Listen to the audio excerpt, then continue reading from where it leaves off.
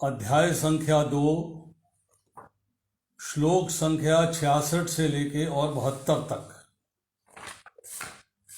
आज इन पे चर्चा होगी। चैप्टर खत्म करने की कोशिश करेंगे।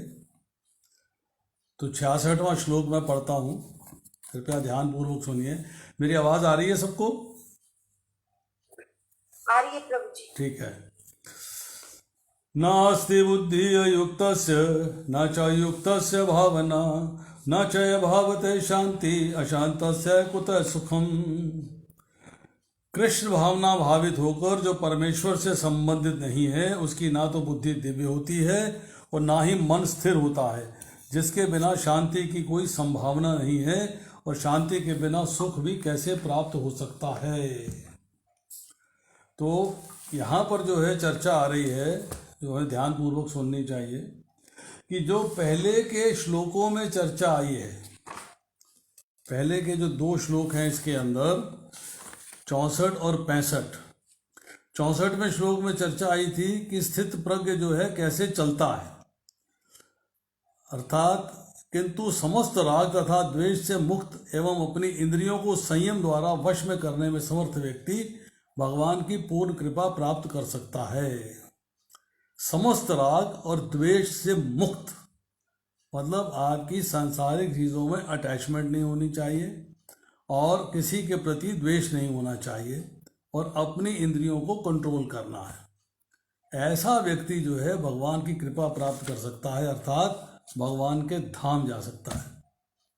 अब आज जो चर्चा हो रही है कि भगवान कह रहे हैं परंतु जो व्यक्ति कृष्ण भावना में परमेश्वर से संबंधित नहीं है, मतलब जिसने अपना संबंध भगवान के साथ स्थापित नहीं किया है, उसकी ना तो बुद्धि दिव्य होती है और ना ही मन स्थिर होता है। मतलब ट्रांसेंडेंटल इंटेलिजेंस नहीं है और माइंड अंडर कंट्रोल नहीं है। जब माइंड कंट्रोल में नहीं है और इंटेलिजेंस ट्रांसेंडेंटल नहीं है तो आपको उसके बिना शांति कैसे प्राप्त होगी, और जब शांति नहीं होगी तो सुख की प्राप्ति कैसे होगी। ये फॉर्मेट भगवान ने दिया। रिवर्स होके चलते हैं कि सुख चाहिए तो शांति चाहिए, शांति चाहिए तो बुद्धि स्थिर होनी चाहिए, बुद्धि स्थिर होने का मतलब है मन जो है वश में होना चाहिए, और मन वश में तभी होगा जब आपने भगवान के साथ संबंध स्थापित किया है कृष्ण भावनामृत में। अब देखिए जरा इसी श्लोक पे आज काफ़ी लंबी चर्चा होगी। यहाँ थोड़ी सी बात पहले कर लेते हैं कि इसके अंदर जो है मेन बात हो रही है कर्मयोग के। कर्म योग के अंदर आपको कर्म कैसा करना है, उसके लिए आपकी इंद्रियां और मन दोनों वश में होने चाहिए, तभी आप जो है डिस्क्रिमिनेट कर पाते हो कि मेरे लिए क्या कर्म ठीक है और क्या कर्म गलत है, क्या मुझे करना चाहिए और क्या नहीं करना चाहिए। जब आपने विवेक के अंदर कार्य किया है, मतलब विवेक पूर्ण जो है आपने संयम कर लिया। पहले विवेक का मतलब होता है डिस्क्रिमिनेटरी इंटेलिजेंस को यूज करने की शक्ति है आप में ये पावर है कि आप बुद्धि के द्वारा ये सोच पा रहे हो कि मेरे लिए क्या ठीक है और क्या गलत है। अब आपने कामना नष्ट होगी तभी बुद्धि स्थिर होगी। जब तक कामना आपको तंग कर रही है, कामना आपको डिस्टर्ब कर रही है, बुद्धि आपकी डिस्टर्ब रहेगी, बार बार विचलित करती रहेगी, आपको तंग करेगी। तो जब भी व्यक्ति को कर्म करना है जिंदगी के अंदर, उसे क्या कार्य करने चाहिए क्या कार्य नहीं करने चाहिए ये फैसला करना है, तो उसके लिए सबसे पहली बात है मन को और इंद्रियों को संयम में लेके आना, अर्थात कृष्ण भावना भावित होना, अर्थात कृष्ण के भाव में जाके कृष्ण से संबंध को समझना और स्थापित करना। जब तक आप भगवान से संबंध स्थापित नहीं करेंगे तब तक आप कर्म प्रॉपर नहीं कर सकते। प्रॉपर मीन्स जिसके द्वारा आप भगवान के धाम जा सकें, आपको लौटकर इस संसार में नहीं आना पड़े। अब यहाँ कह रहे हैं कि जिसका मन और जिसकी इंद्रियां संयम में नहीं है, मीन्स कंट्रोल में नहीं है, जिसका मन और जिसकी इंद्रियां जो है कंट्रोल में नहीं है, आपने सोच लिया कि मुझे परमात्मा की प्राप्ति करनी है, ऐसा निश्चय करना पड़ेगा। और उस निश्चय के लिए जो भी पॉसिबल हो वो करना पड़ेगा। शास्त्र के अनुसार जो चीजें बताई गई है वो आपको करनी पड़ेंगी। अगर आपकी बुद्धि जो है, अगर आपका मन और इंद्रियां संयम में नहीं है, कंट्रोल में नहीं है, तो क्या होगा कि सांसारिक भोगों के प्रति आकर्षण होगा और आप उनको एंजॉय करने के चक्कर में लगे रहेंगे। कभी मान चाहेंगे, कभी सुख चाहेंगे, कभी आराम चाहेंगे, कभी चैन चाहेंगे, कभी ये चाहेंगे, कभी वो चाहेंगे, अर्थात तरह तरह की कामनाएं आएंगी और बुद्धि आपकी एक निश्चय वाली, जो दूसरे अध्याय के 41वें श्लोक में कहा है, वह सात्मका बुद्धि आपकी जो है एकदम फिक्स हो जाए, मुझे भगवान को प्राप्त करना है, उस लेवल पे नहीं पहुंचती।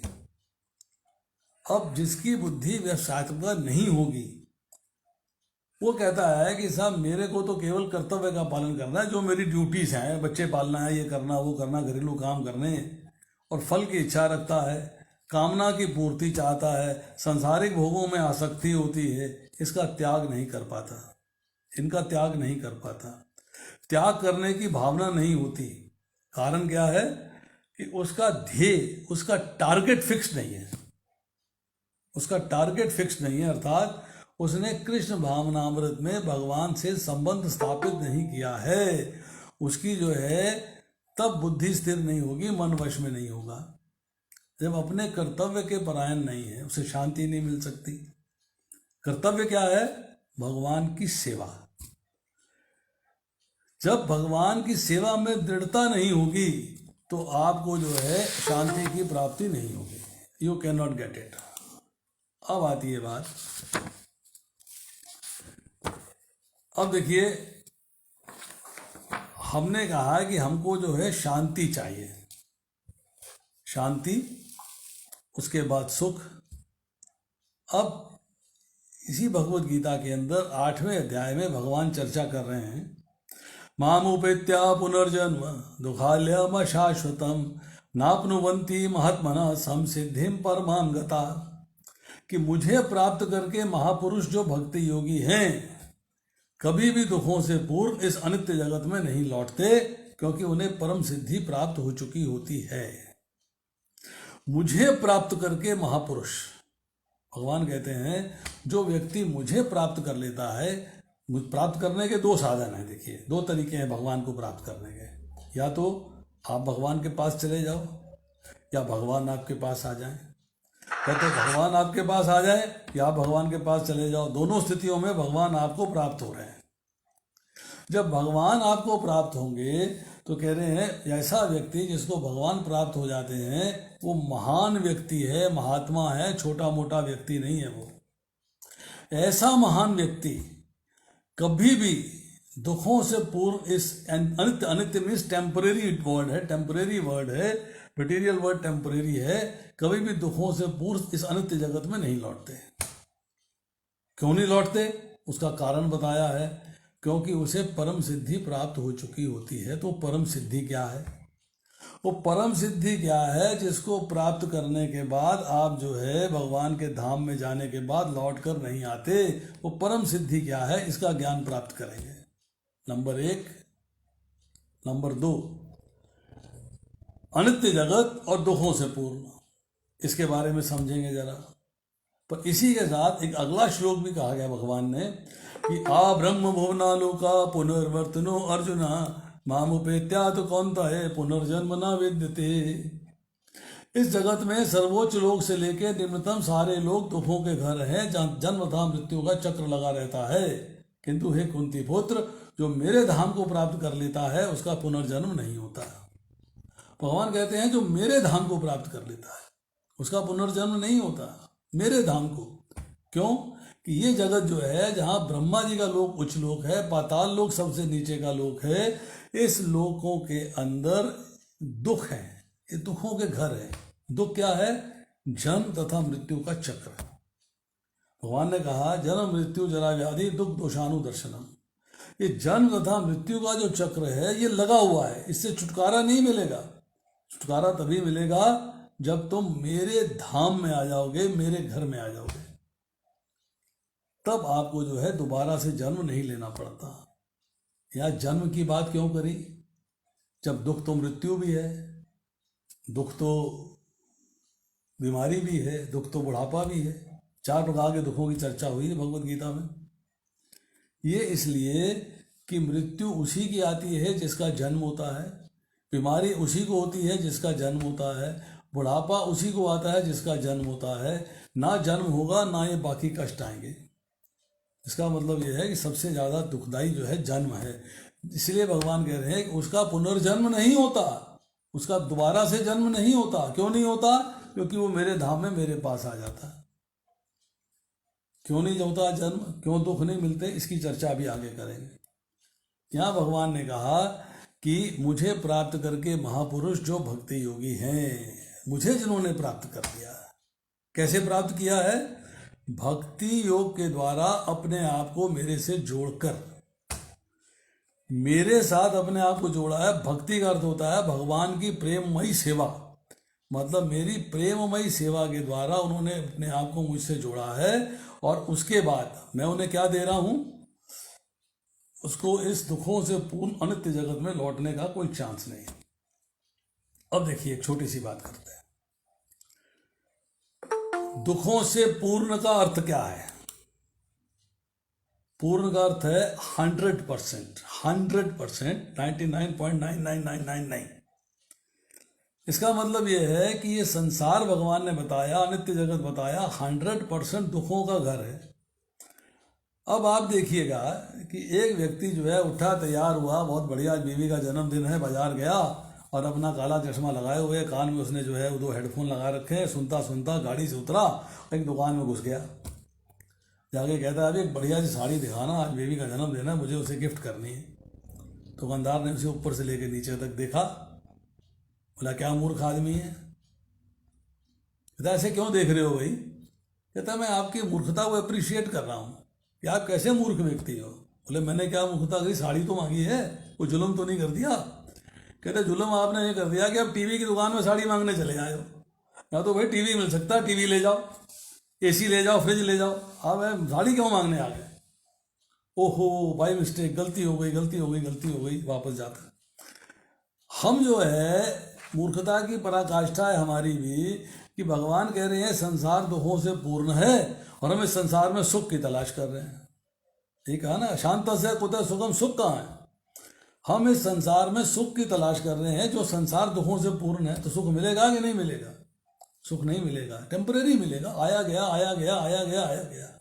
यही बात भगवान ने दूसरे अध्याय में कही, मात्र स्पर्शा तो कौन तो है शीत उष्ण सुख दुखदा आगम अपायनी अनित्या तांत तिक्षव भारत। ये सुख और दुख सर्दी और गर्मी के आने जाने के समान ही सीमित और क्षण भंगुर हैं। ये इंद्रिय बोध से उत्पन्न होते हैं। हे अर्जुन, इनसे विचलित हुए बिना इनसे रहने का अभ्यास कर। सुख और दुख से विचलित नहीं होना है, परंतु हम तो सुख चाहते हैं, दुख चाहते नहीं। हम चाहते हैं सुख आता जाए, दुख चला जाए। तो भगवान कहते हैं ये तो आने जाने वाली चीज़ है, आएगी जाएगी, आएगी जाएगी।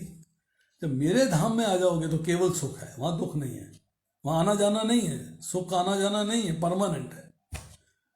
तो दूसरी बात इस श्लोक में ये हुई कि उन्हें परम सिद्धि प्राप्त हो सकती है। परम सिद्धि मीन्स कि आप भगवान के धाम जाने के बाद लौट कर नहीं आएंगे तो आपके पास ऐसी कौन सी परम सिद्धि है, ऐसी कौन सी वस्तु है जो आपको वहां अटकाए रखती है, आपको वापस नहीं आने देती? कौन सी ऐसी वस्तु? भगवान के धाम में जाना है, भगवान के घर में जाना है, तो घर में प्रवेश कैसे प्राप्त होता है? घर में प्रवेश प्राप्त होता है घर वालों के प्रेम के साथ। अगर प्रेम है तो प्रवेश है, प्रेम नहीं है तो प्रवेश नहीं है। आप समझ लीजिए, अगर आपको भगवान के घर में जाना है तो आपको भगवान से प्रेम प्राप्त करना पड़ेगा। मतलब आप भगवान से प्रेम करेंगे तो रेसिप्रोकेशन में भगवान भी आपसे प्रेम करें।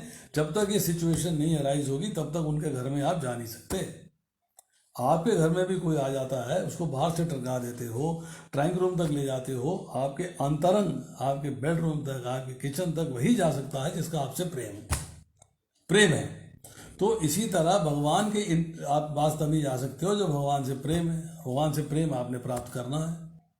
तो परम सिद्धि क्या है? परम सिद्धि है कि भगवान का प्रेम। अगर आपको भगवान का प्रेम मिल गया है, आपने भगवान से प्रेम कर लिया है, भगवान ने आपसे प्रेम कर लिया है, तब आप उनके घर में प्रवेश कर गए।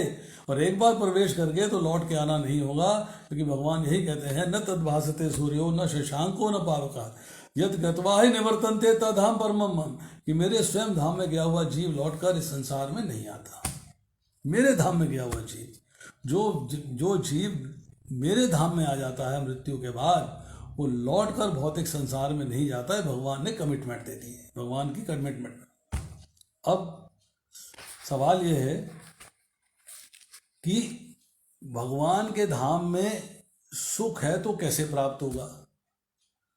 तो यहाँ भगवान ने फिर जो है दूसरे अध्याय में चर्चा करी, जो कि हम पिछली बार कर चुके हैं।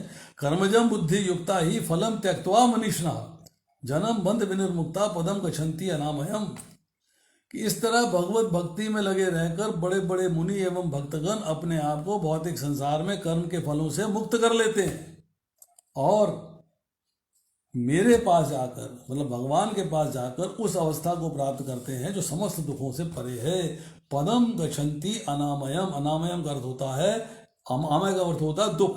अनामयम मतलब जहाँ दुख नहीं है, दुख नहीं है, कष्ट नहीं है, तकलीफ नहीं है, परेशानी नहीं है, कुंठा नहीं है, टेंशन नहीं है, कुछ नहीं है, सुख ही सुख है, केवल सुख है। कहाँ है?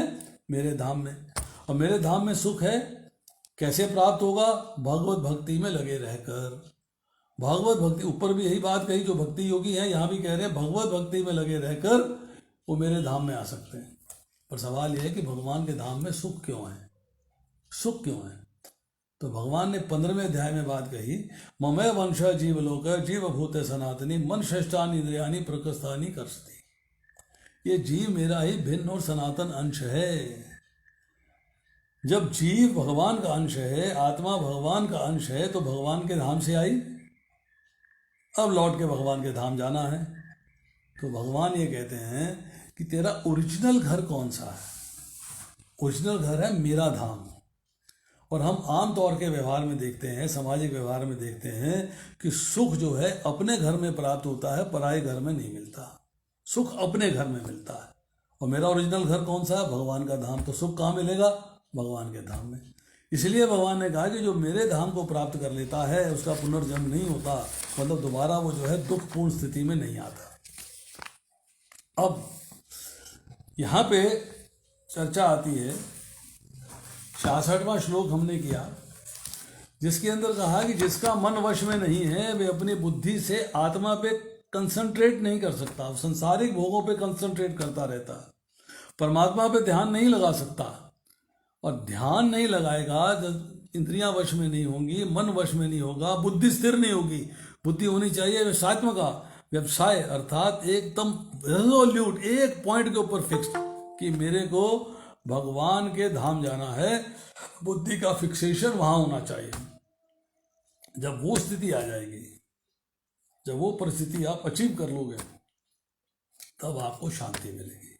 अर्थात बेस कहाँ से स्टार्ट हुआ कि आपका विषयों से आपने अपने मन को हटाया है।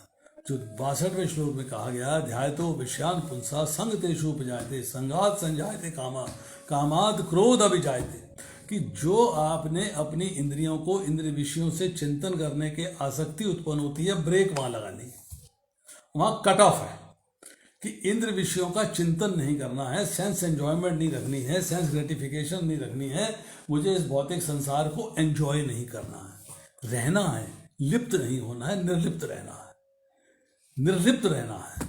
मेरे को भौतिक संसार के अंदर लिप्त नहीं हो जाना, डूब नहीं जाना उसके अंदर। जब वो स्थिति आ जाएगी, जब, अब देखिए एक छोटा सा एग्जाम्पल देता हूँ, मुझसे कई बार लोग सवाल करते हैं, समझिएगा बहुत अच्छी चीज़ है ये, प्रभु जी भगवान में मन नहीं लगता, ध्यान लगाने की कोशिश करते हैं, जब करने की कोशिश करते हैं, दुनिया भर की चीज़ें दिमाग में आती हैं, दुनिया भर की बातें दिमाग में आती हैं, मन भटकता रहता है, कभी यहाँ गया कभी वहाँ गया, भगवान में नहीं लग पाया। क्यों नहीं लग पाया? इसका आप उत्तर खोज के रखिएगा, इसका उत्तर खोज के रखिएगा। जब आप उत्तर नहीं जान पाएंगे फिर मुझसे पूछिएगा, फिर मैं बताऊंगा। तब तक थोड़ा अपने मस्तिष्क को जोर दीजिएगा, उसको हल्का सा मसलिएगा, भी उत्तर ढूंढे, क्यों नहीं उत्तर मिल रहा। तो इसका मतलब ये है कि मन जो है जब परमात्मा पे केंद्रित नहीं होगा, अर्थात मन वश में नहीं होगा, मन वश में नहीं होगा। आप कार चला रहे हैं ना, आपको पता है नेहरू प्लेस जाना है, कंसंट्रेशन नेहरू प्लेस में रोड के ऊपर कंसंट्रेशन है। आपने टारगेट तो भूल गए, कभी बाएं देख रहे हैं, कभी दाएं देख रहे हैं, कभी इधर देख रहे हैं, कभी उधर देख रहे हैं, तो क्या होगा? एक्सीडेंट हो जाएगा, क्योंकि आप टारगेट के ऊपर फिक्स नहीं किया आपने। आपका मन जो है विचलित हो रहा है तो आप एक्सीडेंट कर बैठेंगे। इसी तरह मन जब परमात्मा पे केंद्रित नहीं होगा, अर्थात मन आपका वश में नहीं होगा, तब बुद्धि आपकी जो है कंट्रोल में नहीं होगी, बुद्धि वश में नहीं होगी। मतलब आपकी बुद्धि जो है वो आत्मा पे स्थिर नहीं होगी, वो भटकती रहेगी। जब भटकती रहेगी तो परमात्मा पे ध्यान नहीं लग पाएगा। जब परमात्मा पे ध्यान नहीं लगेगा तो शांति की प्राप्ति नहीं होगी, और शांति की प्राप्ति नहीं होगी तो भौतिक वस्तुओं के प्रति जो राग है, जो अटैचमेंट है, जो अट्रैक्शन है, वो समाप्त नहीं होगी। तो सुख कहाँ से मिलेगा? सुख, असली सुख है भगवान का प्रेम, उनसे बड़ा सुख कोई नहीं है। भगवान का प्रेम मिल जाए उससे बड़ा सुख कोई नहीं है। तो भगवान का प्रेम प्राप्ति का प्रयास करना, दैट इज इम्पोर्टेंट। अब जो 67वां श्लोक है 67, वो कह रहा है कि जब मन जो है भगवान में नहीं लगता है तो उसका फल क्या मिलता है। देखिए,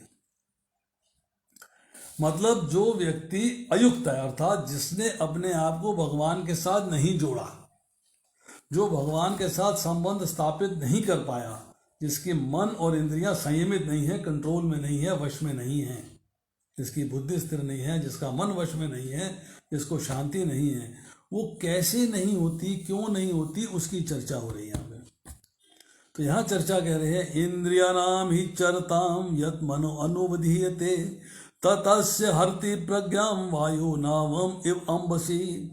जिस प्रकार पानी में तैरती नाव को प्रचंड वायु दूर बहा कर ले जाती है, उसी प्रकार विचरणशील इंद्रियों में से कोई एक जिस पर मन निरंतर लगा रहता है वो बुद्धि को हर लेती है। बुद्धि को हर लेने का मतलब यह है कि मेरी इंटेलिजेंस अब कार्य नहीं कर रही, मेरी बुद्धि कंट्रोल में नहीं है, कार्य नहीं कर रही। जो कार्य उसको अलॉटेड है, जो कार्य उसे करना चाहिए था, वो कार्य जो है मेरी बुद्धि नहीं कर रही है, नहीं कर रही है। वो कैसे करेगी? कह रहे हैं कि जब तक आपकी बुद्धि व्यवसायत्मका नहीं होगी, मतलब आप, जैसे मैंने कहा, व्यवसाय का अर्थ होता है बिजनेस।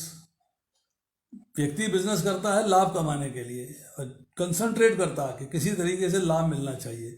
यहाँ व्यवसाय का मतलब बिजनेस है। बिजनेस का मतलब क्या है? बिजनेस क्या है? भगवान का प्रेम प्राप्त करना। तो उस प्रेम प्राप्त करने के लिए जो भी मार्ग है उसको अपनाया जाता है, उस पर आपका कंसंट्रेशन होना चाहिए, आपकी बुद्धि उस पर दृढ़ होनी चाहिए, केंद्रित होनी चाहिए। तो जब तक व्यवसायत्मका बुद्धि आपकी दृढ़ नहीं होगी, केंद्रित नहीं होगी, फिक्स नहीं होगी, तब उसकी दशा क्या है, कैसे होती है, ये क्या प्रॉब्लम आती है। अब देखिए, किसी एक इंद्रिय का किसी विषय में राग हो गया, जैसे कि आँख का राग हो गया किसी खास प्रकार के दृश्य देखने में, कान का राग हो गया किसी खास प्रकार की बातें सुनने में, निंदा है, चुगली है, गलत सलत बातें हैं या ऑफ द लाइन बातें हैं, सुनने में आपका मन लग गया, संसारिक बातें सुनने में मन लग गया। अगर आपकी कोई इंद्री जो है किसी एक विषय के ऊपर फिक्स हो गई है, उससे आपकी अटैचमेंट हो गई है, तो आपका मन उसी की तरफ बार बार बार बार अट्रैक्ट होगा, उसी की तरफ अट्रैक्ट होगा। अरे वो रह गया, अच्छा मैं देख लेता हूँ, अरे बड़ी देर से नहीं देखा, अच्छा मैं देख लेता हूँ, बड़ी देर से सुना नहीं, अच्छा मैं सुन लेता हूँ। मतलब आपका मन जो है उस इंद्रिय के प्रति अट्रैक्ट हो गया है, अट्रैक्ट हो गया है, आप उससे छुटकारा नहीं पा रहे, अट्रैक्शन आ गया। जब आपका मन जो है इंद्रिय के प्रति अट्रैक्ट हो गया है, तो अब जो मन है जो इंद्रियों पे कंट्रोल करना चाहिए, वो मन इंद्रियों पे न कंट्रोल करके इंद्रियां मन पे कंट्रोल कर लेती है। रिवर्स प्रोसेस आ गया। लगाम को घोड़ों को कंट्रोल करना चाहिए। जो कठोपनिषद के अंदर एक श्लोक आता है, 6ठे अध्याय के 14वें श्लोक के परपट में प्रभुपाद इसको डिस्कस कर रहे हैं। शरीर जो है रथ के समान है, उसके आगे 5 ज्ञान की इंद्रियां अर्थात 5 घोड़े जुते हुए हैं। लगाम है जो कि मन है, उसके पीछे एक सारथी बैठा है जो कि लगाम को चला रहा है, वो बुद्धि है, और पीछे सवारी बैठी आत्मा है। अब मन जो है वो मतलब जो लगाम है घोड़ों को कंट्रोल करती है, परंतु लगाम को चलाने वाली तो बुद्धि है, वो तो पीछे सब सारथी बैठा हुआ है। पर अगर जो है एक घोड़ा आउट हो गया, बिल्कुल निकल गया, लगाम फेल हो गई, तो सारथी जो है उसके साथ पीछे पीछे चला जाएगा, वो कंट्रोल नहीं कर पाएगा, उसे कंट्रोल नहीं कर पाएगा। मतलब इंद्रिय ने आपके मन को भी हर लिया और बुद्धि को भी हर लिया, दोनों हरी गई, दोनों फेल हो गई। फेल किया है इंद्रिय ने क्यों फेल किया है कि उस घोड़े को कोई ऐसी अट्रैक्टिव चीज दिखाई देगी जिसपे उसका मन आ गया भी मेरे को तो ये चीज चाहिए, उसी पे आ गया, अट्रैक्शन हो गया। तो जिस तरह जो है विषय के ऊपर चिंतन करते हैं और आपका मन जो है वो विचलित हो जाता है, उसी के ऊपर फिक्स हो जाता है, फिर बुद्धि हर दी जाती है, अर्थात बुद्धि फेल हो जाती है। तो यहाँ क्या है कि मन के अंदर जो है सुख प्राप्त करने की इच्छा आ गई, भोग करने की इच्छा आ गई, तो आपका उस विषय का रंग जो है आपके मन के ऊपर चढ़ गया और मन पे रंग फिक्स हो गया है, बुद्धि फेल हो गई है। सवारी बेचारी पीछे परेशान है, क्या करूं, ना बुद्धि सुन रही है, ना मन सुन रहा है, ना मेरा लगाम इंद्रियां सुन रही हैं, मैं तो फेल हूँ। सवारी बेचारी आत्मा क्या करेगी? मतलब फेलियर जो है स्टार्ट कहाँ से हुआ? विषयों से। विषयों ने फेल किया सबको, विषयों से ही अट्रैक्शन स्टार्ट हुआ इंद्रियों का, तो विषयों ने फेल किया। तो यहाँ यह कहा जा रहा है कि अब जो नौका की बात आ रही है कि नौका कैसे जो है एग्जाम्पल दिया है, नौका का एग्जाम्पल दिया है, क्या है कि जब तेज हवा चल रही है और नौका में सवारी बैठी हुई है, पाल खींची हुई है, नौका वाहक बैठा हुआ है, केवट बैठा हुआ है, पर हवा इतनी तेज है कि नौका को बहा के ले जाती है। आप केवट जितना मर्जी कोशिश कर ले, चप्पू जितना मर्जी चला ले, परंतु भगवान की प्राप्ति के निश्चय को दबाकर जब भोग बुद्धि आ जाती है, एंजॉय करने की बुद्धि आ जाती है, सेंस ग्रेटिफिकेशन की बुद्धि आ जाती है, मजे लेने की बुद्धि आ जाती है, तो वो इंद्रियों को अट्रैक्ट करके, मन को अट्रैक्ट करके बुद्धि को फेल कर देती है, बुद्धि हर ले जाती है। अर्थात जो भोग नहीं भोगने चाहिए उन भोगों में आपका मन लग जाता है, उन भोगों में मन फिक्स हो जाता है। अब अगर इंद्रियां वश में हो, तो पिछले श्लोक में भी यही बात कही, मन वश में नहीं होता तो बुद्धि नहीं होती वश में। जब इंद्रियां वश में होंगी तो मन वश में होगा, मन वश में होगा तो बुद्धि स्थिर होगी, बुद्धि स्थिर होगी तो शांति होगी, शांति होगी तो सुख की प्राप्ति होगी, सुख की प्राप्ति मतलब भगवान की प्राप्ति होगी। ये तभी होगा जब आपको शांति प्राप्त हो जाएगी। तो अब देखिए अगले श्लोक में चलते हैं। तस्मात् यस्य महाबाहो निगृहीतानि सर्वशः इंद्रियाणि इंद्रिय अर्थेभ्य तस्य प्रज्ञा प्रतिष्ठिता, तस्य प्रज्ञा प्रतिष्ठिता, अर्थात उसकी बुद्धि स्थिर होती है। किसकी बुद्धि स्थिर होती है? यहाँ पे चर्चा आ रही है।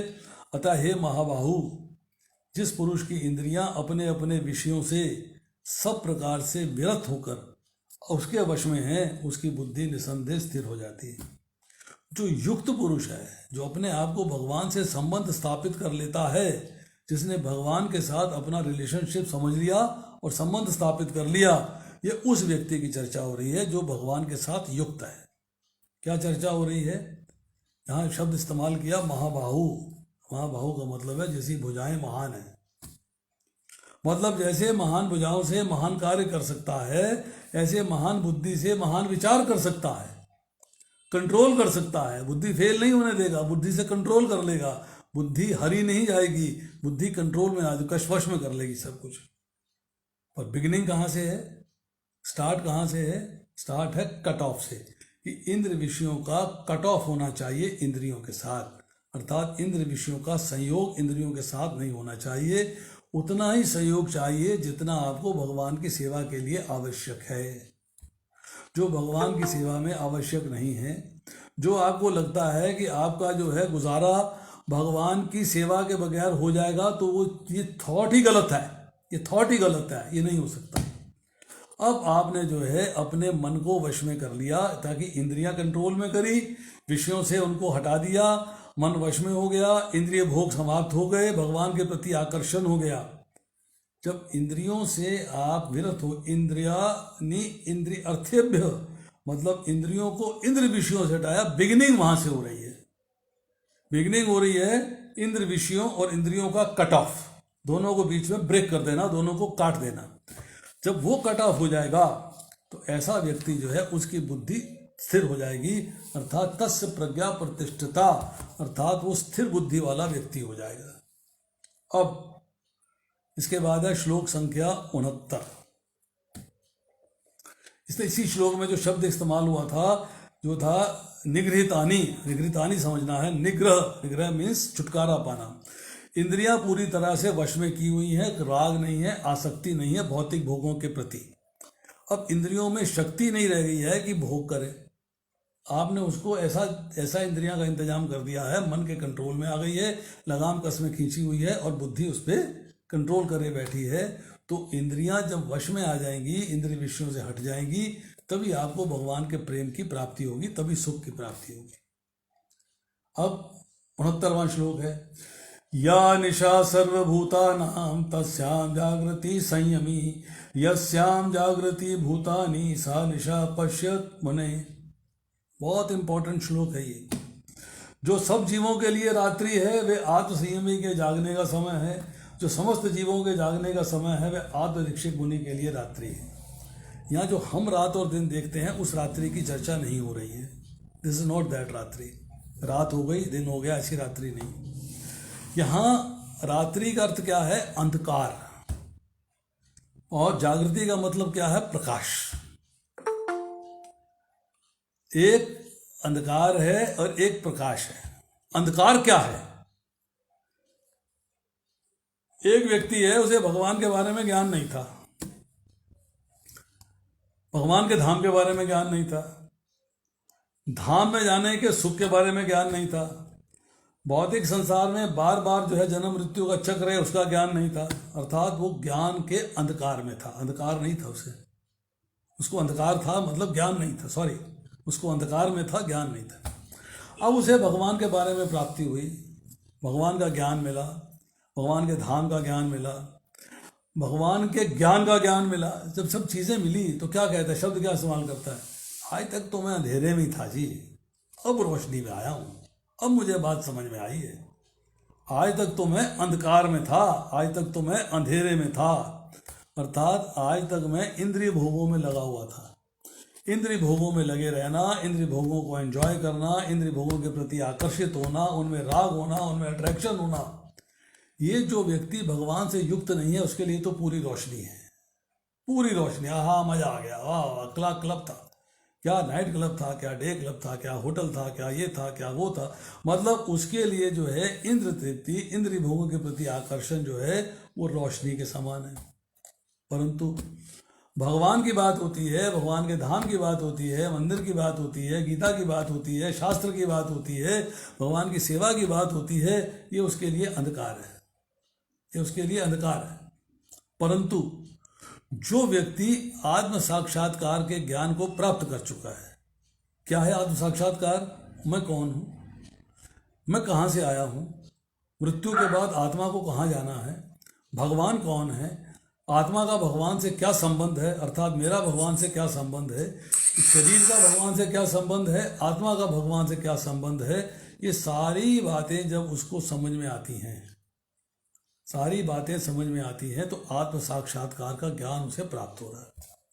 अब आत्म साक्षात्कार का ज्ञान जिसको प्राप्त हो गया वो भगवान के सम्मुख हो जाएगा, भगवान से विमुख नहीं होगा, वो भगवान के प्रति आकर्षित होगा, भगवान के प्रति उसका जो है वैराग्य नहीं होगा, भगवान के प्रति उसका अट्रैक्शन हो जाएगा। तो जिसका भगवान के प्रति अट्रैक्शन हो जाता है, जो भगवान के प्रति उसका मन लग जाता है, भगवान की सेवा में मन लग जाता है, उसके लिए ये रोशनी है, जागा हुआ है। अरे भैया बात समझ में आ गई, मुझे समझ में आ गई भौतिक संसार के दुख क्या हैं, मुझे समझ में आ गया भौतिक संसार के फायदे क्या हैं, नुकसान क्या है, दोनों बातें समझ में आ गई।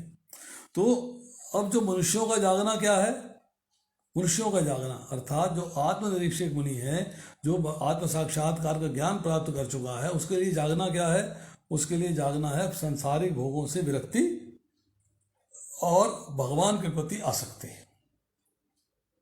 और मनुष्यों की रात्रि क्या है, मतलब जो आत्म साक्षात्कार किया गया व्यक्ति, उसके लिए रात्रि क्या है, उसकी रात्रि है सांसारिक भोगों से निवृत्ति।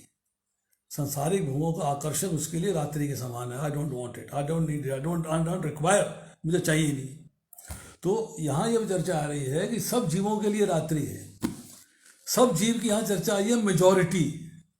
भगवान की भक्ति में, जो रियल भक्ति है भगवान की भक्ति में, भगवान की सेवा में, भगवान के ज्ञान में बहुत ही लिमिटेड से लोग हैं। साधारण समाज वर्ग के लिए, साधारण लोगों के लिए जो रात्रि है, वो जो व्यक्ति भगवान का भक्त है उसके लिए वो रात्रि नहीं है, उसके लिए तो प्रकाश है भैया। उनके लिए रात्रि क्या है, भगवान की सेवा।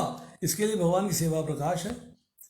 और जो आत्मनिरीक्षक मुनि के लिए रात्रि है, अर्थात जो भौतिक भोग है, जो आकर्षण है, वो इसके लिए तो अंधकार के समान है, बेकार है, यूजलेस है। पर साधारण व्यक्ति के लिए वही अट्रैक्शन की चीज़ है, वही उसके लिए आकर्षण है।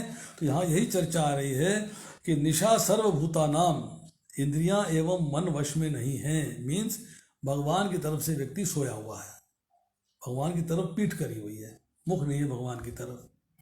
कोई सेल्फ रियलाइजेशन नहीं है, आत्म साक्षात्कार नहीं है, सेंस ग्रेटिफिकेशन है, मतलब भौतिक भोगों को एंजॉय करता है। अब मनुष्यों की रात्रि क्या है, मनुष्यों की रात्रि है भगवान से विमुक्ता, भगवान की तरफ पीठ करी हुई है। जो संयमी है, जिसने मन वश में कर लिया है, जिसने इंद्रियां वश में कर ली है, वो जागता है, वो भगवान की सेवा के लिए जाग रहा है। उसको पता है कि भगवान की सेवा इंपॉर्टेंट है, इसी से मेरे को मुक्ति प्राप्त होनी है। मीन्स वो ठीक से जानता है, एंजॉयस भगवान की सेवा। अब मनुष्यों का जागना क्या है, मनुष्यों का जागना है सांसारिक भोगों में लिप्त हो जाना, एंजॉय करना। और संयमी के लिए जागना क्या है कि भाई भगवान की सेवा करिए और आनंद उठाइए, बस। तो कह रहे हैं कि ऐसा व्यक्ति की बुद्धि स्थिर होती है जो डिस्क्रिमिनेट कर पाता है अपनी इंटेलिजेंस के द्वारा, फर्क कर पाता है क्या ठीक है और क्या गलत है, क्या करना चाहिए और क्या नहीं करना चाहिए, जो ये फैसला कर लेता है। मेरे को भोग मिले हैं, मेरा प्रारब्ध था, परंतु मेरा अट्रैक्शन नहीं है उनमें, I am not attracted to them. अब ये आखिरी 3 श्लोक हैं, इसमें 70वां और 71वां दोनों श्लोक बहुत बढ़िया हैं, इनको जरा सुनिएगा। 70वें श्लोक में कहा जा रहा है, आपूर्यमानम अचल प्रतिष्ठम समुद्रम आप प्रविंशति यद्वत तद्वत् कामायम प्रविशन्ति सर्वे सह शांतिम आपनोति न काम कामी। जो पुरुष समुद्र में निरंतर प्रवेश करती रहने वाली नदियों के समान इच्छाओं के निरंतर प्रवाह से विचलित नहीं होता और सदैव स्थिर रहता है, वही शांति प्राप्त कर सकता है, दूसरा नहीं जो ऐसी इच्छाओं को तुष्ट करने का प्रयास कर रहा हो। यहाँ चर्चा आती है, एग्जाम्पल दिया है नदी का। समुद्र में इतनी कैपेसिटी है कि नदी में बाढ़ आए, उसका पानी समुद्र जाके मिलता है, एब्जॉर्ब कर लेता है।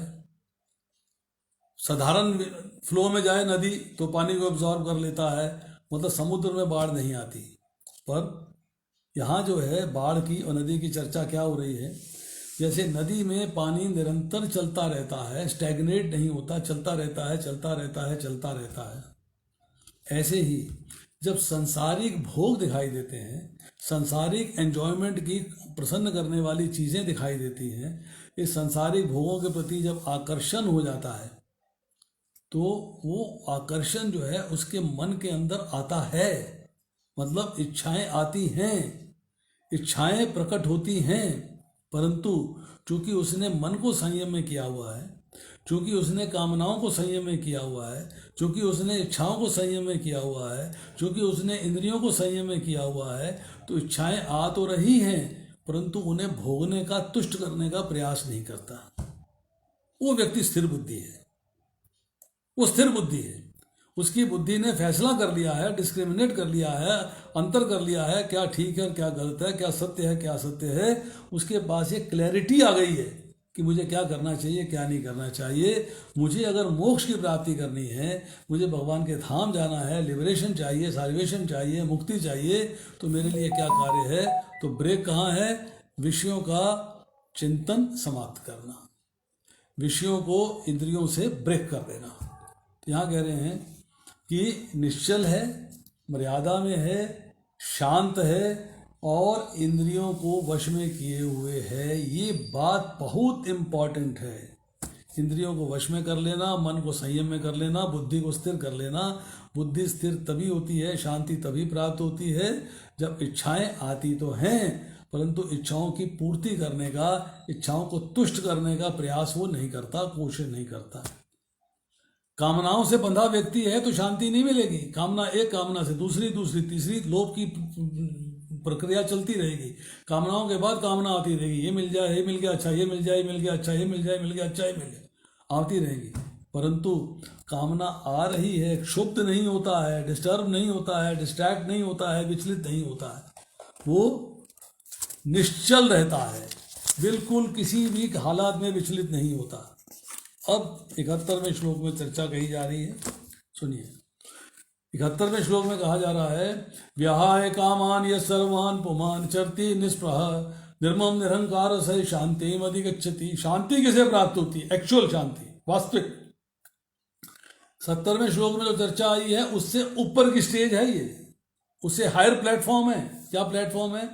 जिस व्यक्ति ने इंद्र तृप्ति की समस्त इच्छाओं का परित्याग कर दिया, जो इच्छाओं से रहित रहता है, जिसने सारी ममता त्याग दी है तथा अहंकार से रहित है, वही व्यक्ति वास्तविक शांति को प्राप्त कर सकता है।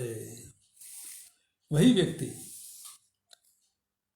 कामनाओं का परित्याग, मतलब कामना आती नहीं, इच्छा पैदा, वहां तो इच्छा आ रही थी, आप पूरी करने की कोशिश नहीं कर रहे। समझिएगा डिफरेंस क्या है। 70वें श्लोक में है इच्छाएं आ रही थी, परंतु आप इच्छाओं को पूरी करने का प्रयास नहीं करते हो, इच्छाओं को तुष्ट करने का प्रयास नहीं कर सकते हो। परंतु यहाँ क्या है कि कामना का ही अभाव है, कामना है ही नहीं, डिजायर ही नहीं है। जब कामना होती है तो फिर उसको पूरी करने की कर्म करते हैं तो भौतिक संसार की फिर से प्राप्ति होती है।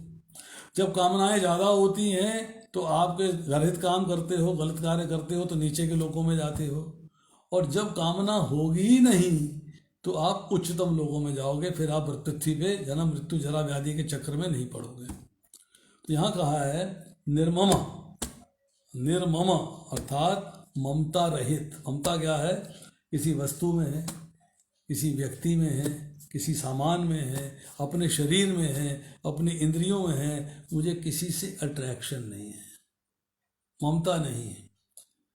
भगवान की सेवा करता रहूं, बस ये मेरी डिजायर है, ये मेरी इच्छा रहती है। जो भी कार्य करूं भगवान को केंद्र में रख के करूं।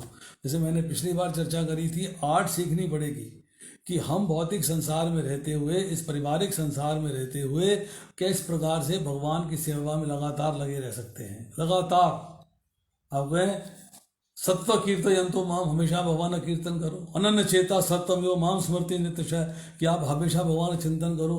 मन मना भगवत भक्तो, मन भगवान को दे दो। अरे भाई कैसे दे दो? यही तो आर्ट सीखनी है, इसी आर्ट को सीखना है कि आप मन को भगवान को कैसे दे सकते हो।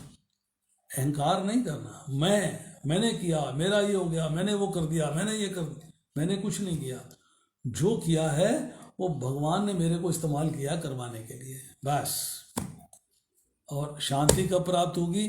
जब संसार की कामनाएं, संसार की स्पृहा, अट्रैक्शन, ममता, अहंकार सब छूट जाएंगे, तब शांति प्राप्त होगी। तो मेरा कुछ भी नहीं है, मुझे कुछ भी नहीं चाहिए, मेरी कोई कामना ही नहीं है, इस लेवल पे अपने आप को लेके आना। अब देखिए, इसके बाद है श्लोक संख्या 72। 72वें श्लोक में क्या कहा जा रहा? एषा ब्राह्मी स्थिति पार्था न एनां प्राप्य विमोहति स्थित्वा अस्याम अंतकाले अपि ब्रह्म निर्वाणम इच्छति। यह आध्यात्मिक तथा ईश्वरीय जीवन का पथ है, जिसे प्राप्त करके मनुष्य मोहित नहीं होता। यदि कोई जीवन के अंतिम समय में भी इस तरह स्थित हो जाए तो भगवान के धाम में प्रवेश कर सकता है। इसमें एक बात समझनी चाहिए कि ब्राह्मी स्थिति क्या होती है। व्हाट इज ब्राह्मी स्थिति? ब्राह्मी स्थिति किसे कहते हैं? ब्रह्म जो है, ब्रह्म मतलब यह है, ब्रह्म का पद है भगवान का समान पद है। भगवान के धाम जाने के लिए आपकी योग्यता क्या है? भगवान के धाम जाने की आपकी योग्यता क्या है? वो योग्यता तभी है जब आपको ब्रह्म का पद प्राप्त हो जाएगा। वो ब्रह्म का पद क्या है? कौन सी ऐसी चीजें हैं जिससे आप कहें कि यस, अब मैंने ब्रह्म के पद को प्राप्त कर लिया है, अब मैं भगवान के धाम जाने में सक्षम हूँ। ऐसी कौन सी वस्तुएं हैं, ऐसी कौन सी चीज़ें हैं जो मेरे को भगवान के धाम में ले जा सकती, और मैं उस स्थिति में पहुँच सकता हूँ। उस पहुँचने के बाद ही भगवान के धाम, क्योंकि मेरे गुण जो हैं भगवान के समान हो जाएंगे।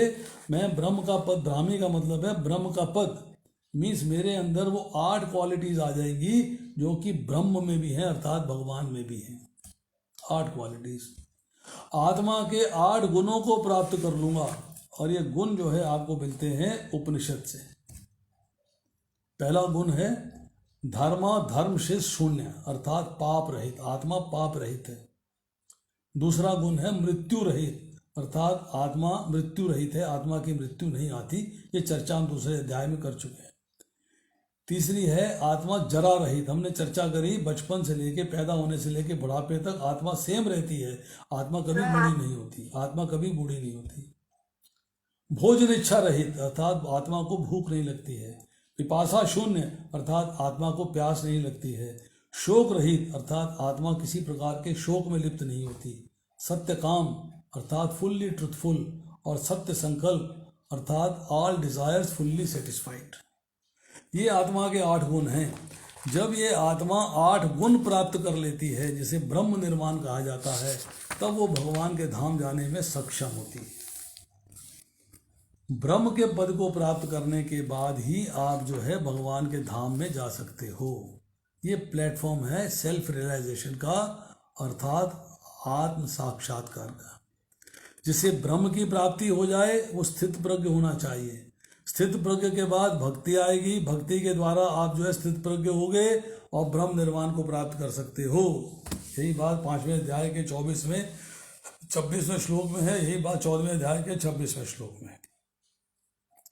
तो इस चैप्टर 2 के अंदर ये चर्चा आई कि अंतिम समय में, अर्थात एक व्यक्ति जो है अंतिम समय में, मतलब सारी जिंदगी नहीं किया हो ना, सही, कोई बात नहीं, सारी जिंदगी नहीं किया कोई बात नहीं, परंतु अंतिम समय में अगर उसने भगवान का नाम ले लिया, भगवान का स्मरण कर लिया, तो वो भगवान के धाम को प्राप्त करेगा। ऐसा भगवान का कमिटमेंट है, भगवान का ये कमिटमेंट है। भगवान ने कहा है कि वो व्यक्ति जो है मेरे धाम को प्राप्त होता है। देखिए कैसे कहा है भगवान ने, मैं बताता हूँ। 8वें अध्याय के अंदर 5वें श्लोक में चर्चा आती है, अंतकाले च मामेव स्मरण मुक्तवा कलेवरम ये प्रयाति समद्भावम याति न सस्य संशया। और जीवन के अंत में मेरा स्मरण करते हुए जो शरीर का त्याग करता है वो तुरंत मेरे स्वभाव को प्राप्त हो जाता है, इसमें रंच मात्र भी संदेह नहीं है। जीवन के अंतिम समय में, near the point of death, अगर आप भगवान के नाम का स्मरण कर लेते हो, भगवान का स्मरण कर लेते हो और शरीर त्याग देते हो, तो आप भगवान के धाम जाने में सक्षम हो। फिर कहा, यम यम वापि स्मरण भावम त्यज्यन्ते कलेवरम तम तम वयति कौन्तेय सदा तद्भाव भाविता। हे कुंती पुत्र, शरीर त्यागते समय मनुष्य जिस जिस भाव का स्मरण करता है उस भाव को निश्चित रूप से प्राप्त होता है। भरत महाराज ने भरत के छौने, अर्थात एक हिरण के बच्चे को स्मरण किया था अंतिम भाव में, तो अगला जन्म उन्हें हिरण के बच्चे का प्राप्त करना पड़ा। आप जैसे ही जिस भाव को स्मरण करेंगे उसी भाव को प्राप्त हो जाएंगे, आपके पास और कोई रास्ता नहीं। तो यहाँ भगवान कहते हैं, तस्मात् सर्वेषु कालेषु माम अनुस्मर युद्ध च। अतः हे अर्जुन, तुम्हें सदैव कृष्ण रूप में मेरा चिंतन करना चाहिए, अर्थात अंतिम समय में मेरा चिंतन करना चाहिए। परंतु समस्या आ गई बड़ी भारी। पृथ्वी जो है वराह भगवान के पास जाके उनसे कहती है कि आप मुझे बताइए, जीवन के अंतिम समय में व्यक्ति जो है सूखी हुई लकड़ी और पत्थर की भांति निश्चेष्ट हो गया, किसी भी चेष्टा करने में समर्थ नहीं रहा। ऐसा व्यक्ति अंतिम समय में आपका स्मरण नहीं कर पाया तो उसकी गति क्या होगी, कहाँ जाएगा वो? जीवन के अंतिम समय में आपका स्मरण नहीं कर पाया, ये बात कही भगवती वसुंधरा ने, ये बात कही कि जीवन के अंतिम समय में वो आपका स्मरण नहीं कर पाया।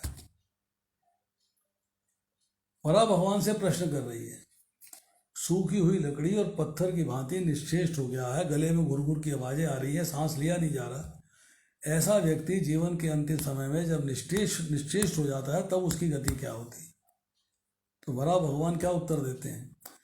स्थिरे मनसी सुस्वस्थे शरीरे सती यो नरः धातु साम्ये स्थिते स्मार्ता विश्वरूपम च माम भजनम ततस्तम प्रियमानं तु काष्ठपाषाण सन्निभम अहम स्मरामि मयंकम नयामि परमां गतिम कव्वातादि दोषेण मद्भक्तो न चेव माम स्मरेत तस्य स्मराहम न चेतो कृतघ्नो नास्ति मत्परः।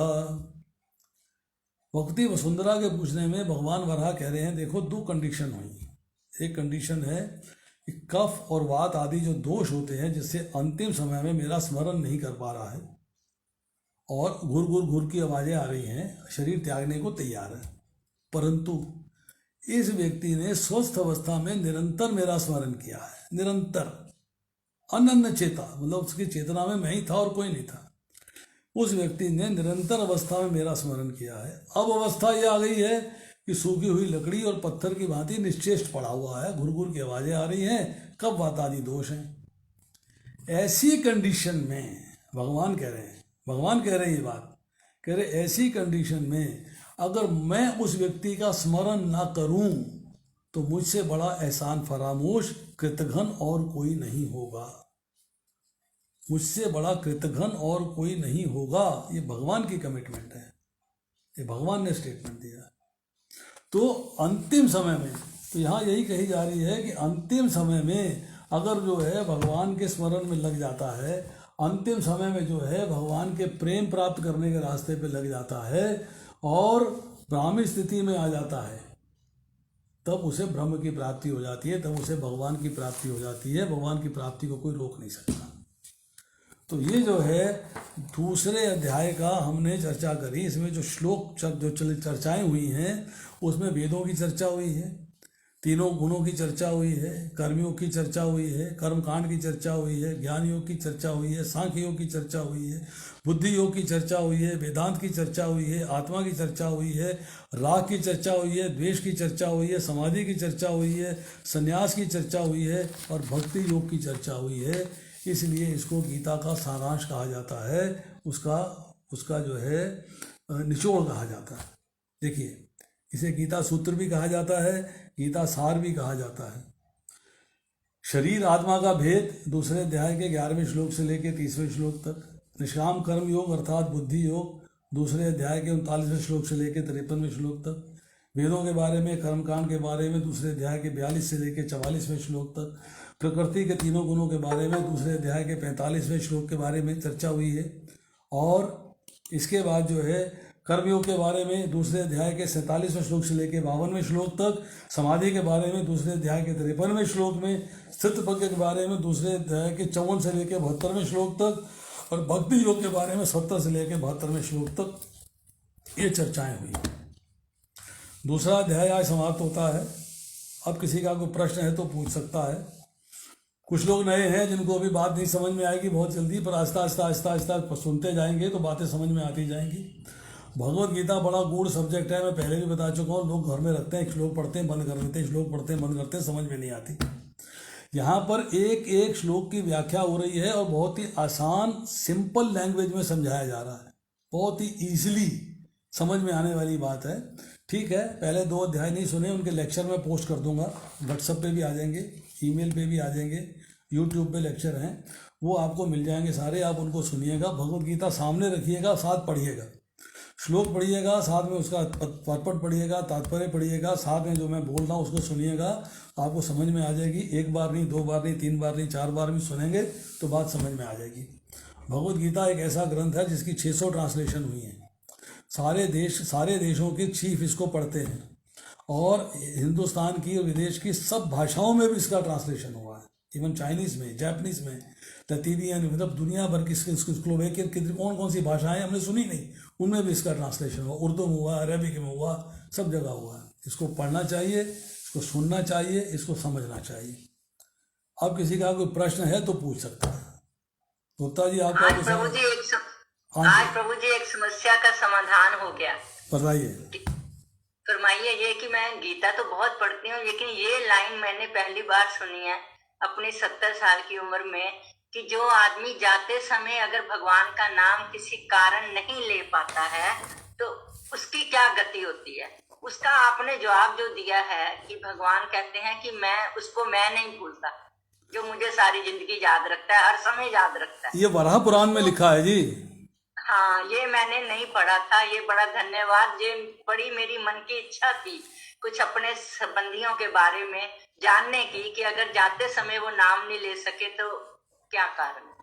देखिए उसमें बड़ा धन्यवाद। आज ये लाइन बड़ी क्लियर हुई है। उसमें एक ही बात इम्पोर्टेंट है। मैं थोड़ी भावुक भी हो गई पढ़ सुनकर आप। इसमें एक बात बड़ी इम्पोर्टेंट है जो समझने वाली है कि भगवान कहते हैं अनन्य चेता, तुम्हारे चिंतन में मेरे सिवाय कोई और नहीं होना चाहिए। ये सतत कीर्तो यंतो माम, हर समय मेरा कीर्तन करना चाहिए। अनन्य चिंतो यंतो माम, हर समय तुम्हारे चिंतन में मैं रहना चाहिए। मतलब भगवान ने बार बार एक बात कही। तो मैंने जो प्रश्न किया था कि हम जब भगवान के नाम का जप करते हैं, भगवत गीता पढ़ते हैं, भगवान को अपने केंद्र में रखने का प्रयास करते हैं, परंतु हमारा मन भगवान में केंद्रित नहीं होता, हमारा मन भगवान में नहीं लग पाता, हमारा मन भटकता रहता है, तो ऐसा क्यों होता है, इसका उत्तर आप ढूंढ के रखिएगा। नहीं समझ में आएगा, नहीं याद आएगा, नहीं पता लगेगा तो फिर मैं बताऊंगा, अगली बार बताऊंगा इसका उत्तर। मुझसे प्रश्न जरूर करिएगा ये वाला। अगर आपको नहीं इसका उत्तर मिलता है तो फिर मैं आपको इसका उत्तर दूंगा कि हमारा मन भगवान में क्यों नहीं लगता, क्यों भटकता रहता है, क्यों हम अनन्य भाव से भगवान का चिंतन नहीं कर पाते। अनन्य भाव से भगवान का चिंतन, भगवान की कही हुई बात बहुत मन को आज मिल गई। वो तो बहुत अच्छा है, आपको मन को तसल्ली मिली आज। मैं भी बहुत प्रसन्न हूँ कि आपको कोई अच्छी चीज़ दे पाया। परंतु मेरी आपसे अनुरोध यही है कि भगवत गीता को पढ़िएगा ज़रूर ध्यान से। भगवत गीता को पढ़िएगा, और जो बात ना समझ में आए पूछने में हिचकिचाइए मत। आप पढ़ते हैं, पूछिए। हम प्रश्न उत्तर देने के लिए तो बैठे हैं, प्रश्न का उत्तर देने के लिए तो बैठे हैं आपके समक्ष, और सवाल करेंगे, हम जवाब देंगे। हरे कृष्णा, दंडवत प्रणाम प्रभु जी। दंडवत। धाम लीला माता बोलो। हरि वो, हरे कृष्णा प्रभु जी। मैंने आपका पिछला जो अध्याय है वो मैंने सुना नहीं प्रभु जी, लेकिन मुझे ये 2 चैप्टर का भावार्थ कैसे मिलेगा, कैसे मुझे मिल पाएगा? आपको मैं इसका वीडियो जो है ना अपलोड कर दूंगा जी जी जी, और वो YouTube पे आ जाएगा, और YouTube पे आपको मैसेज आ जाएगा। हरि बोल, हरि बोल। बहुत कृपा होगी प्रभु जी। आप उन लेक्चर्स को सुनिएगा। जी जी जी जी। हरे कृष्णा प्रभु जी। हरे कृष्णा। बोलो सनातन भक्ति।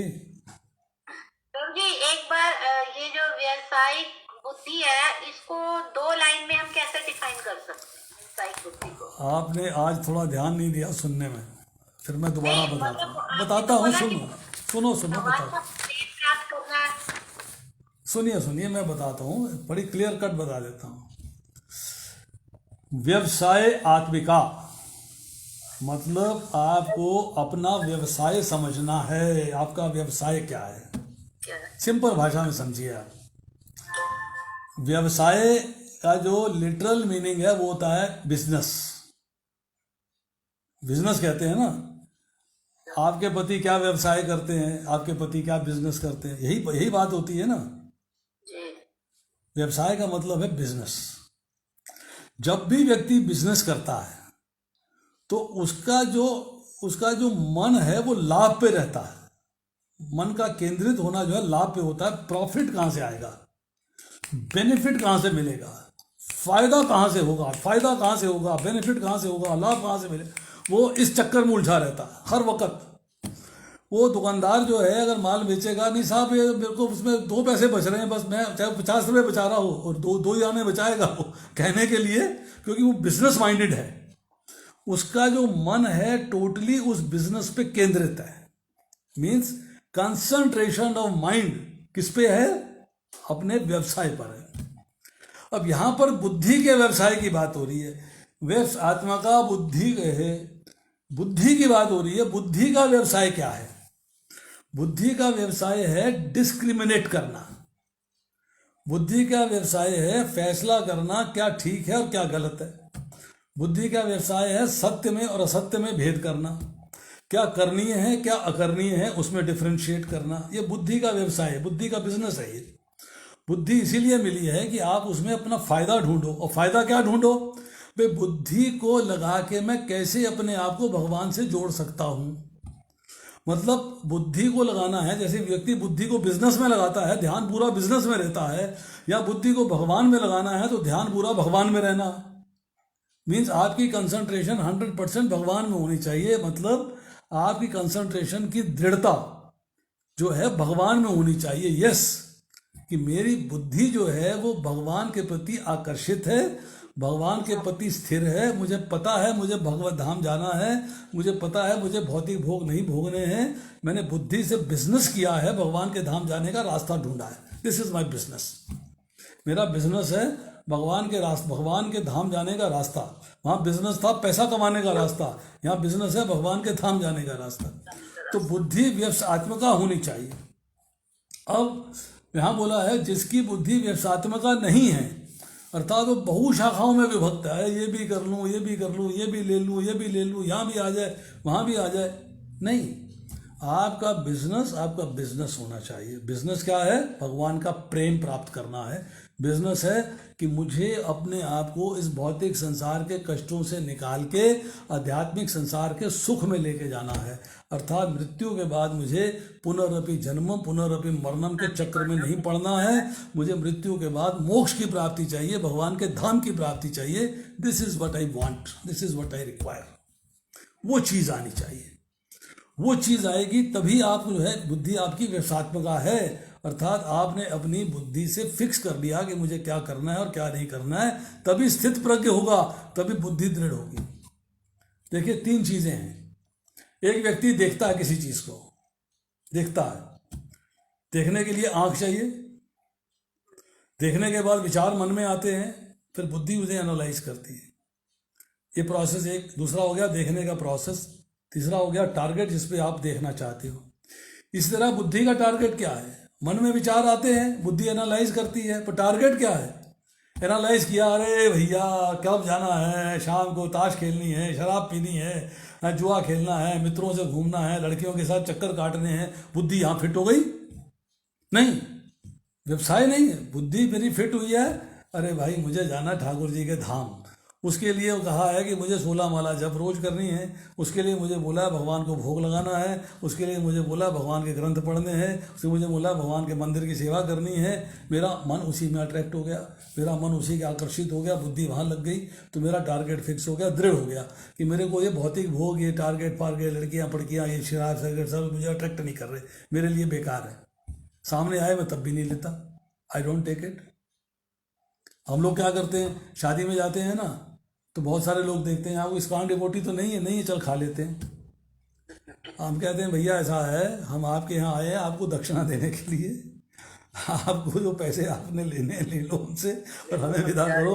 प्रसाद घर बना रखा है, वहाँ जाके खाएंगे आराम से।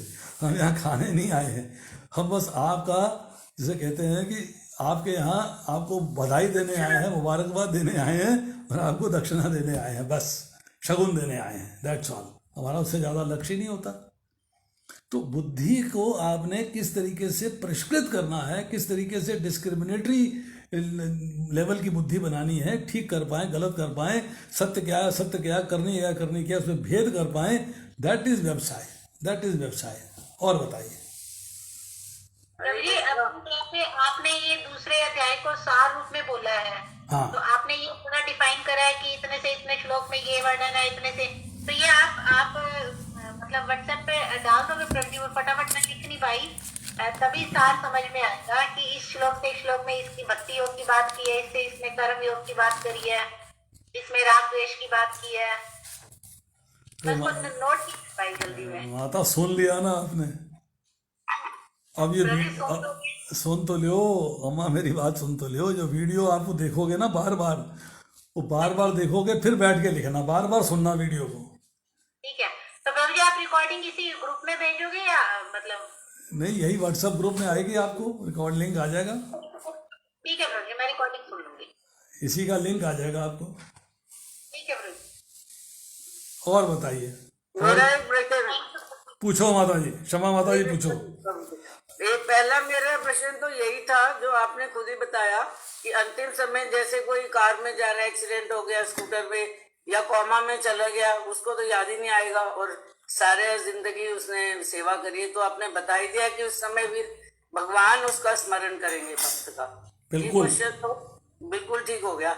और एक और क्वेश्चन ये था कि जैसे हम गृहस्थ में रहते हैं, सारा दिन मन को लगाने की पूरी कोशिश करते हैं। मैं 64 माला डेली करती हूँ और मैं पूजा पाठ वगैरह करती हूँ, पर फिर भी जैसे किसी ने कुछ कह दिया, घर ही तो है, फिर मन जो है वो अस्थिर हो जाता है। इसका मतलब ये है कि अभी तक आपसे भौतिक संसार का अट्रैक्शन छूटा नहीं है। अभी तक आप भौतिक संसार में लिप्त हो, अलिप्तता नहीं आई है अभी आपको। अभी तक आप लिप्त हो। देखिए, आपने दूसरा अध्याय पढ़ा, दूसरे अध्याय के अंदर एक श्लोक में पढ़ के आपको सुनाता हूँ, थोड़ा सा ध्यान पूर्वक जरा सुनिएगा। जब तुम्हारी बुद्धि मोह रूपी सघन वन को पार कर जाएगी तो तुम सुने हुए या सुनने योग्य सबके प्रति अन्य मनस्क हो जाओगे, इनडिफरेंट। प्रभु कौन सा श्लोक है ये है दूसरा 2.52। अच्छा 52 वो निकालता हूँ। अन्य मनसक, इनडिफरेंट। अरे कहे भैया, मेरी बला से मुझे क्या लेना देना तेरे से? मुझे ठाकुर जी से लेना देना, तेरे से क्या लेना देना? तू जो मर्जी कहता रहे। अच्छा हम तो कई बार बैठे बात करते हैं कि कई बार जो है कहने वाले अपनी भाषा में कुछ कह देते हैं जो कि अच्छा होता है। कुछ तो लोग कहेंगे, लोगों का काम है कहना। छोड़ो संसार की बातों में कहीं बीत ना जाए रहना, जब संसार की बातें छोड़ो।